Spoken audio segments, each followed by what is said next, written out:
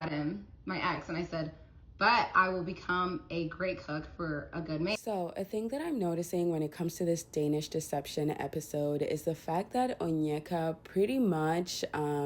portrayed herself as the perfect victim that a scammer would want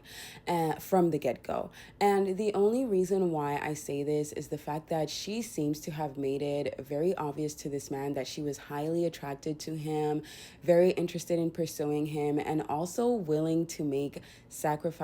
in order to be partnered with him. And she made these things obvious before she was even like partnered with him or even knew anything about him. The reason why I say this is because I noticed that when she was telling the story about how they met and how they exchanged social media handles, she says, I made the bold move of asking him for his Instagram, and I didn't want to make it obvious that I was pretty much attracted to him, so I asked for both his Instagram and his friends. And I was already a little bit like about that because this man is not dumb. He's not 2 years old. He probably knows that you asked him for his Instagram because you are attracted to him. But then also, like, for that part, I was like, maybe a girl's got to do what a girl's got to do if she sees someone that she likes, right? But then for me, it's the fact that when he invited them for dinner, she started asking these probing questions about the kind of girl that he likes. And his friend goes on to talk about the kind of girl that he likes. And, she's making it very obvious, like, oh, I'm that kind of girl. And then when it's that one, when it comes to one aspect that she does not align with him on, the aspect that he likes a girl that is able to cook, she pretty much volunteers herself and says, I am able to change myself and become this great cook for the right man. And as much as that is a good quality to have in a partner, like being able to,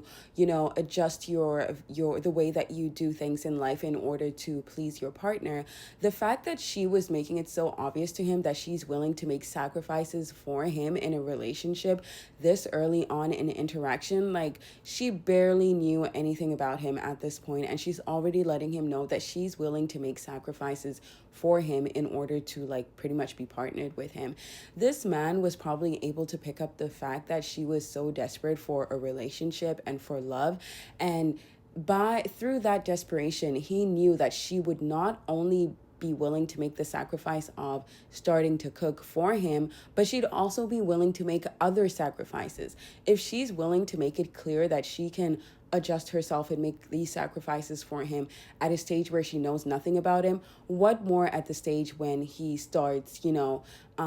conning her and making her have this sort of like image about him? She's going to be willing to do so much more for him. So I feel like this is an important aspect that Onyeka kind of like really needs to reflect on and look at herself and say like, okay, how can I move differently in the future when interacting with men